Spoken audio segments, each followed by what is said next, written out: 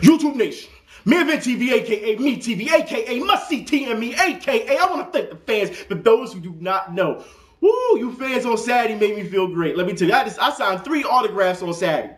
Right down there at 7th and Sampson. I'm telling you, man, it's crazy. It's just crazy, y'all. They loving the show, and look, I've been getting a lot of mail from you guys, especially last week, saying, look, Event, I saw you down in the gallery, down there buying basketball shorts. One dude said he saw me on the L. The other dude said he saw me walking down the street, but nobody wanted to say anything. Talking about I look mad. Look, I probably was mad, but that's not the point. Come say hi to me, man. I'm not going to bite you.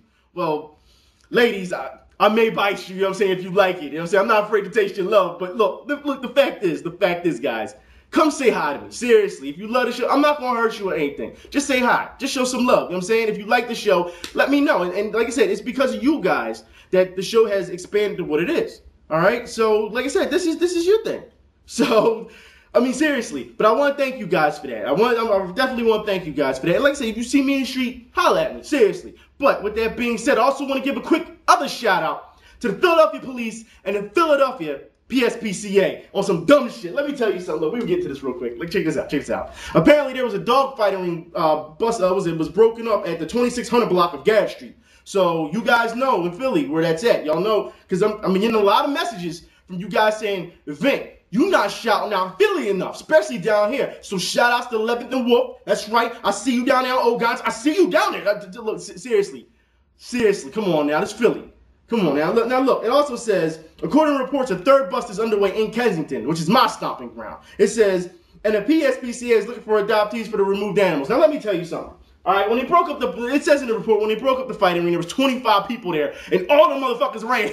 Left the dogs in there fighting and shit. Look, let me tell you something. We'll get into this later, too. But why would you tell criminals when you coming? That's just stupid. Why, so they can pack up shop and leave? That's just stupid. That's as bad as when they had the strangler down there. Was it strangling all those women down there, in Kensington at night? You brought police during the day to surveil things. Talking about something, well, we just gonna sit here and wait for the strangler to show up in the daytime, knowing that he strikes at night. That's just stupid. That's stupid. All right, that shows you how bad the Philadelphia police are. All right, I'm just saying. Anybody with a cell phone with a data plan or a computer, because you know, and I know the stigma in the hood is niggas don't, excuse my language, niggas don't read, niggas don't get on the computer. I understand that. All right, but they do. Trust me, they do. All right, you watching them, they watching you just as much as you watching them. So all those big ass, and people gonna know I'm talking about that live down the way. All right, and then in South Philly, when they come around, and that big ass was that Winnebago that said police on the side, and they know you surveilling the helicopter. Come on, man, stop. They see you coming. That's just stupid. Just because you park your Winnebago that's as big as they police on the bitch, all right?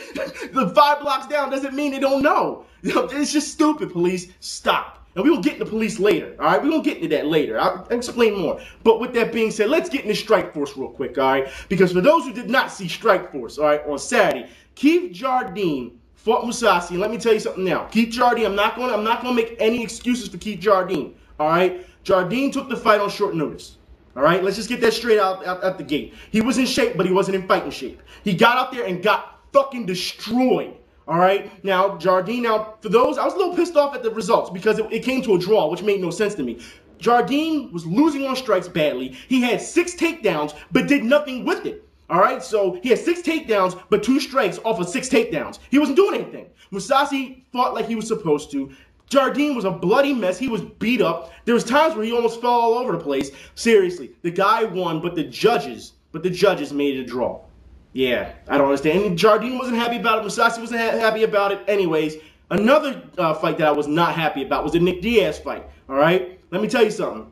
Nick Diaz is fighting, and he gets rocked by the young boy. The bull Paul gets rocked. And he hits him on a nice left. Diaz drops like a fucking stone, just hits the ground, right? The guy gets over there and starts throwing punches. The ref does not call the fight, okay? Doesn't call the fight. He lets Diaz, as the champion, he lets Diaz fight his way back, which is the right thing to do. However, in the middle of the fight, the guy spins around Diaz's back and pushes him away, right? And then as he pushes him away, he's dizzy himself from getting hit. So he falls backwards. Diaz takes advantage of it and runs at the guy and starts punching him. Soon, and I'm thinking to myself, he's going to give him the same treatment that he did Diaz. No, soon as Diaz starts starts punching him, he calls the fucking fight. Like, it was ridiculous. It was a good fight. It was a good stand-up. All right, but you have to show them both credit. If you're going to give the champion a fighting chance, which I understand, all right, but you have to give the challenger the same thing. You have to, because both, there was, in the middle of the fight, for those who saw it, y'all know there was times where one guy was just really giving it to another, and then it was like vice versa, just switched off. You have to give both guys a fair chance to defend themselves when it comes down to that. I'm sorry, but you have to. And that really pissed me off. Strikeforce that night pissed me off. I'm just saying. It was bad judging. It wasn't the fighters' fault, because the fighters went out there and they fought their hearts out. Much respect to those guys getting in the cage and fighting their hearts out. But the judges really screwed this up. They really screwed both of those fights. And they were the biggest fights of the night. Screwed them both up. All right? Anyways, let's move on. For those who do not know, football. Well, I told you I'd get back to this in a minute. For those who don't know, Michael Vick. Yeah, Michael Vick is in a contest with being on the cover of Madden 12. And with this being said, who shows up again to knock this guy down a peg? Who? PETA. That's right. They've come out and said to EA Sports, all right, that they strongly urged them to take Michael Vick off the ballot. Now, look, you can't do that. Look, PETA, from all of us to all of you, shut the fuck up. Seriously, I can't tell you how many times I've done videos about this PETA thing and Michael Vick. The guy has done everything that has been asked of him. Are you serious? Are you serious? I mean, the guy, seriously, I keep telling, look at the videos in the past. I'm not going to get too much too preachy about it, because, like I said, I've already done videos about this in the past. All right? But when a guy doesn't lapse back into what he's done, and he's done everything you've asked him to, and he's played a great year of football. He was the runner-up for MVP. He got comeback player of the year. What else do you want? He's doing all the charities. He's doing everything that you're asking him, and yet you still want to keep him down. Why? Why?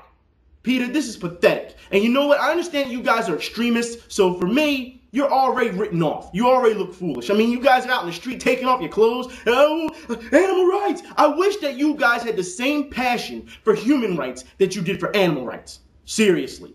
And you're so quick to say, when someone goes to jail, that guy's an animal, he belongs in a cage, but they're the same animals that you're trying to save. So you're actually disrespecting the animals that you love. Yeah, think about it. Think about it. You look stupid. Shut the hell up and stop being an attention whore. Because after Michael Vick started playing football and was doing great, no one even heard of you anymore. PETA who? Did no one see you out there? PETA who? Exactly. Get the fuck out of here. Anyways, back to more cops. Let's get into this. For those who don't know, Allen Iverson. Allen Iverson. Now I've been a victim of this myself. All right, but Allen Iverson was pulled over in Atlanta not too long ago because somebody made an illegal illegal lane change. All right, now notice I said somebody. Why? Because Allen Iverson wasn't the driver in his Lambo. It was somebody else. Allen Iverson was the passenger. The cop pulled. Now I'll put it like this. You know, for those who drive, how many times a day do you see somebody do an illegal lane change without putting on a turn signal? That's what he was pulled over for not putting on his turn signal and making an illegal lane change. All right, that's what it was. How many times driving have you seen that? All right, so I already called suspect. I understand it was a Lambo, so it stands out, all right? But the cop pulls him over, and the driver says, look, Mr. Iverson has to go get something to eat. The cop questions the guy, then questions Iverson, and Iverson's like, I'm not even driving. Why am I being questioned? All right, why am I? Now, like I said, I've had this happen to me before, all right? Being in a car with people, all right, and then being singled out. I'm in the back seat and you're going to ask for my driver's license, but you're not asking the driver's license of the person who's driving the car? That's ridiculous. Yes. And if you speak back, it's disorderly conduct right away. Yeah. Like I said, it depends on what's going on. But in Iverson's case, it's a little bit different because the cop runs his tag and he finds out that his insurance and his tags and all that stuff are 2 years out of date. Yes, 2 years out of date. Now, let me say that. Look, Allen Iverson, we love you, homie. The show loves you. There's fans here who love you. But you have to pay for your tags, man. You just can't be walking around thinking you're invincible. And Allen Iverson hits him with the line. Do you know who I am? Man, look. The cop decided, look, well, since you think you know who you are, you're a big star, you know, why didn't you pay? And he wrote it up, the way the cop wrote it up as, hold on, you know what? Let me get into this real quick because I have it here. You know what I mean? Like, seriously, it's ridiculous how the cop wrote this up, as far as I'm concerned. And you know what? The cop, he didn't have to go there, but as far as I'm concerned, it is what it is. The cop knew what he was doing, trying to get Allen Iverson. So, with that being said, let me read this to you guys, all right? Now, it says, Allen Iverson yells at police or whatever, tirade after Atlanta. Now, it also says, now mind you, this is a couple weeks ago. This was overshadowed by Dominique Wilkins' problem, which if y'all don't know, he was confronted or whatever. Yeah. Anyways, the officer said, would you want to pay a $10,000 for a tag? The officer listed $10,000 in the report as value stolen. Yeah, value stolen. And that's bullshit. You don't list it like that. You don't list it like that. You really don't. You know if he has out-of-date tags, you just hit him with the same fine as anyone else. You don't list it as value stolen. That's wrong. All right? That's trying to get him. And what did Allen Iverson say? Allen Iverson, he said because they were going to tow the car. And Allen Iverson said, you know what? Take the fucking car. I got 10 more at home. See? Allen Iverson, he wilded the fuck out like, AI. Can't chill, dude, chill. Like, and afterwards, Allen Iverson, he apologized to police for how he acted, but still, you shouldn't be pulled over for an illegal lane change. I'm sorry, but that's how they were trying to get you. That's exactly, because you were the passenger of the car, that makes it even worse, all right? But the cop did his job by running the tags. What he pulled you over for was bullshit, but he did run the tags and it was illegal. Now, if the tags were legal, then I would really be on your side, but the cop did his job, all right? He did do his job. I know how it feels to be pulled over. You know, y'all know how it is, DWB, driving while black, and they get you. All right, they get you, but that's here or there for another story. All right. Also, I gotta get into this real quick. In other news, Jalen Rose. Yes, Jalen Rose. For those who don't know, we're talking more driving. He was taken off ESPN for driving under the influence. Now, look, that's the dumbest fucking. I'm sorry, but you should not be driving when under the influence. Now, also understand this. We don't know how drunk he was, unless I've seen. There's more reports out now. All right, because as we all know, celebrities, they can take a drop and motherfuckers is ready to get them. All right, they can say if they even smell alcohol in your breath, you under the influence. All right, let's just get that straight. And for those who don't understand how that works, the breathalyzer test, understand this. Right now in Philadelphia, about 1,500 cases are getting ready to get thrown out because the breathalyzers, the actual machines, were calibrated wrong. So we got 1,500 people who were charged for it are now getting their stuff back. Yeah. So it goes to show you that things can be wrong on their side.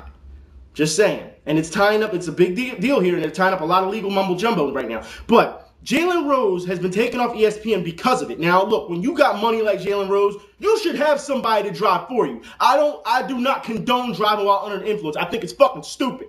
All right? It's the dumbest thing you can do. You got the money, you got the power, you got the manpower. You know you can pay somebody or something to drive you home or escort you if you know you're going to be drinking at night. Seriously. But let's get something straight. You should bring back Jalen Rose in a couple of months. And I say this because they give people second chances all the time, don't they? Look what the fuck happened with Marv Albert. I mean, seriously, for those who don't, too young to remember, the link is in the info bar. Marv Albert forced a woman, was it on the bed, and he bit her all over her back, right? And then he would wear women's underwear and then ask the woman to sit on his face, almost smothering him. Yeah, Marv Albert, you don't believe, I mean, seriously, we should just let Marv Albert speak for himself right here. Yes. Freak ass Marv Albert. Look, Marv, you can't do, look, we all got a little bit of freak in us, all right? We're not going to front, all right? We're going to keep it real here on the show. But you have to understand that you can't forcibly, and this is what they said, this is what it's called, or this is what he's charged with, forcibly sodomizing a woman. You can't do that. You can't force somebody, yet you still have a job. But if you kill a couple dogs, yeah, you shouldn't be able to do anything for the rest of your life, apparently. Look, we live in a mad world, a crazy world that just doesn't have these priorities straight, but it's all good.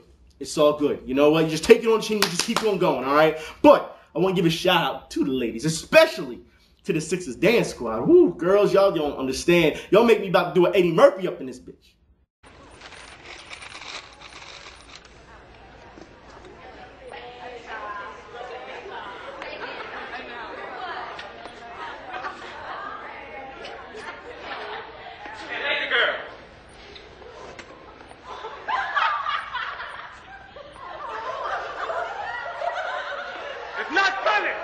And speaking of attitudes, that's exactly what I want to talk about, because we've already talked about the commentator side of it, all right? We've seen it. Now it's time to talk about the athlete side of it. It seems like every time these guys are in the spotlight, they just don't know how to handle it.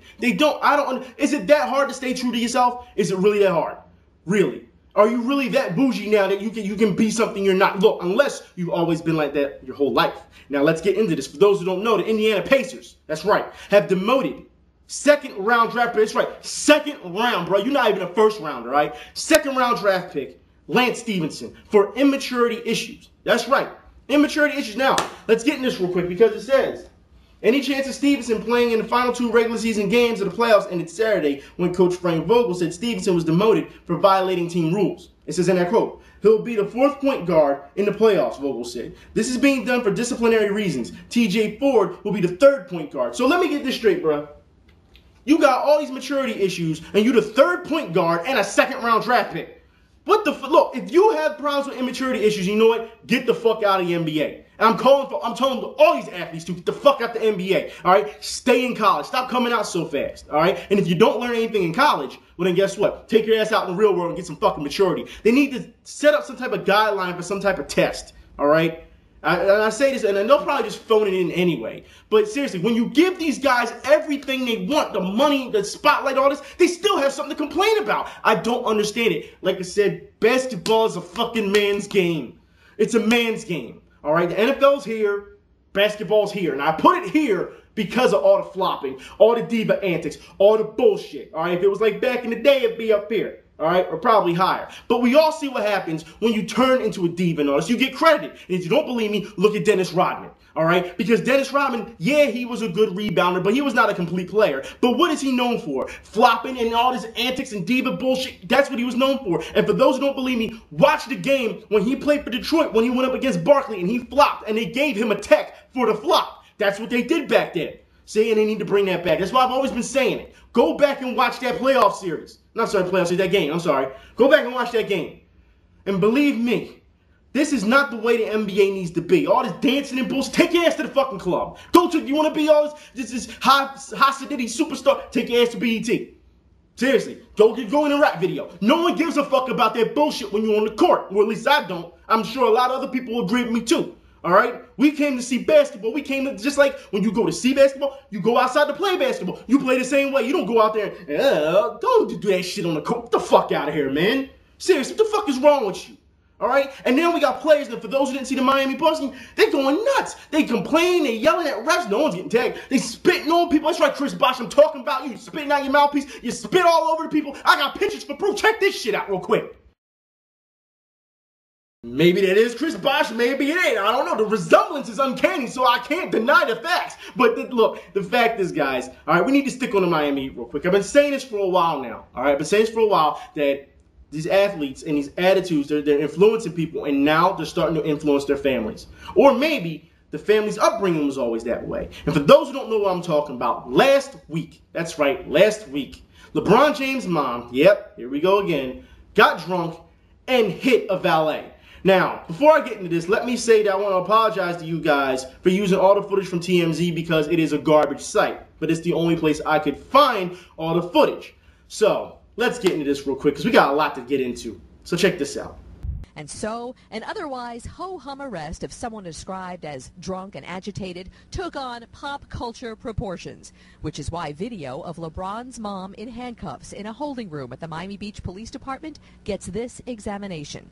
During 10 minutes of video, James goes from turning her back on the arresting officer to talkative and agitated. The officer wipes her face because she cannot. Her body language gets aggressive. She yells and at one point tries to get out of the handcuffs. Now, as we all know, the media can embellish things and lie about things. And if you look closely when the cop in the surveillance tape, when the cop is wiping her face, she's actually crying. You can tell she's shaking from it. Her body is shaking from it. She's crying.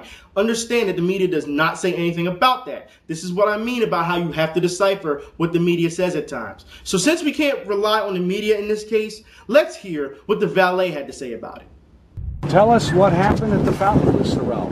No, I can't tell you nothing now.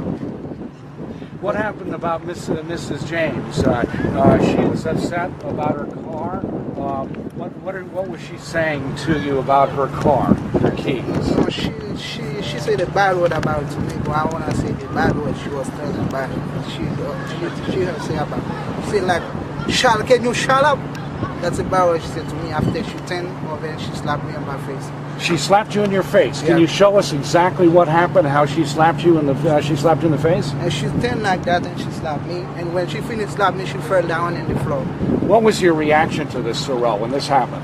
When it happened, they have another guy, he's a valley parking like me. He come to me, hold me, say, well, go in the cafeteria, relax, drink some water, come back later, don't talk to her. Why did she slap you in the face? Was she upset with you for some reason? Was she upset about not getting her car? Yeah, the reason why she was upset, because I bought her car like for 30 minutes, the car was waiting in the ramp, and she was talking to two elderly ladies, and she was talking, I keep calling, I said, ma'am, your car will be waiting for like 30 minutes.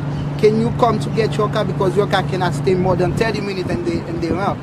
And when she said, oh, I paid $20 for my car supposed to stay over there. And when she came, my supervisor told me go on. I go on like twice.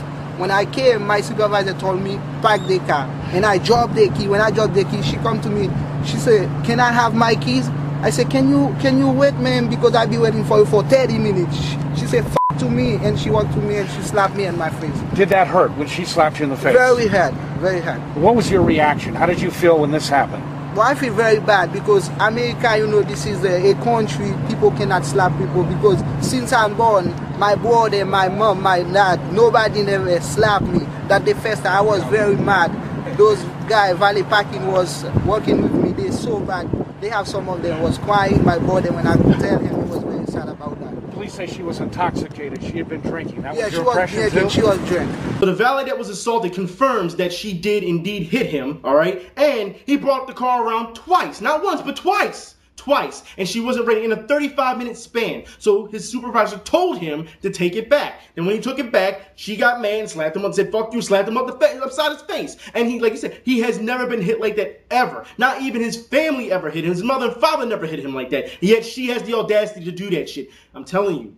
It's getting out of hand. I said this before about upbringing. Y'all keep saying LeBron, he was too young. Look, when you have a mother like that, and we're going to get into this, all right, because we already know about her wild sexcapades with the teammates, and back in the day before LeBron was born, how she was a NBA groupie and having sex with a lot of people. And look, this was a recipe for disaster before it even started, all right? Understand this. And I really want to get into what LeBron thinks about this first, but understand. What did I say in my last LeBron video? I said that they just need to lay low for a little bit. Lay low and just let him play basketball. Let him smooth things out. All right, because it makes the Miami fans look bad for backing such trash. And yeah, I said it. And it makes the Miami fans look horrible for, you know, having to root for the team and have to going through all this. It really does. All right, so let's just hear what LeBron has to say about the issue. You have to move forward. It is my life, and there's certain things you have to deal with.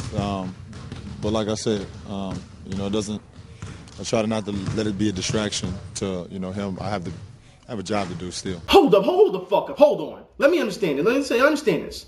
It is very personal for you, LeBron. All right? It is your life. You have to deal with it. Understand that. But for you to say you don't want to become a distraction to your job, you mean the same fucking job that you wouldn't even come out to, was it 2 weeks ago when your entourage couldn't get in the fucking building? Shut up. Shut the fuck up and stop with the bullshit excuses. I'm calling you on your bullshit. I really am. Get the fuck low, man. Seriously, you and your family, get the fuck low and just play basketball. I'm getting tired. Get the fuck low, man. Seriously, yeah, get low. Anyways, oh my God. Anyways, I told you guys that we were going to start a new segment this week on the show. I told you guys this on the fan page Saturday, all right? The event spotlight player of the week, because as far as I'm concerned, all right, athletes, even though we see a lot of negatives with athletes, when athletes do something positive, it's not televised enough. So with that being said, my Spotlight Athlete of the Week goes to Evan Turner for his contributions with the March of Dimes. Overcoming obstacles and becoming the best they can be. It's the challenge that faces professional athletes each and every day. And Sixers rookie Evan Turner will tell you he's facing those challenges, and he'll be the first one to tell you he's a work in progress. He can also tell us about 6-year-old Casey Wilson, a young lady who has also come a very long way with the help of an attitude that just won't quit. Hello, my name is Casey Wilson. I'm 6 years old, and I love the whole family, and I love the whole world. I like this, and I like karate, and I like football, basketball, and I can be a mermaid when I grow up. Hi, Casey. How you doing? I'm Evan. How old are you? 6. I'm 22. I'm old. You want to go play some ball? She was born on September the 5th, in 2004. Her due date was November 17th. I had fibroid tumors, and my doctor predicted that she would be born in 7 months, and she was. When she was born, she was 2 pounds, and she had a hiatal hernia. Let me see your moves, all right? Let me see your moves. Jump. Oh. Let's see if I can get you towards the rim. Oh. Well, that was amazing. So her 6th surgery, she had her appendix taken out, and she had her bowels repaired. She came home, and she was 6 months. Oh, snap. Look at hip hop boss. Thank you. Oh, I don't have one of these on my own. You like to put this on? In 6 months, she had a total of 7 surgeries. It's stressful in the beginning, but there's nothing you really could do but pray that your child gets better, you know. I try to tell other parents that I know that go through something like that, or who kids are just literally in the hospital, there's no reason to stress about it, you know, because they're going to be fine, you know, and she's a prime example. Are you doing anything Wednesday? You're not washing your hair, I'm telling you that, no? I'm trying to give you that. I want you to come to our game on Wednesday, alright? And where everything you got, hip hop will be there, I'll be there, all these people will be there. You gonna come? Yes. Alright. Alright, don't stand us up, or we'll be really heartbroken. Right? That's accurate. Are you promise you'll come? Alright, cool. Well, you gotta see status, alright? It's important to give donations to the March of Dimes, because without, you know, us giving donations, they wouldn't have the equipment to help kids survive as Casey. Like the equipment that, you know, I had to bring home, the equipment they use in the hospital, I believe all that comes from donations through the March of Dimes. How you doing? You did. I like your shirt. Where you say that? You say right here, this shirt? You gonna sell the thing? You ready for the game night? I just hope that she continues to be healthy and keep God in her life, and just continue to be my little shadow. Yeah, and just stay healthy. That's the main thing. Stay healthy.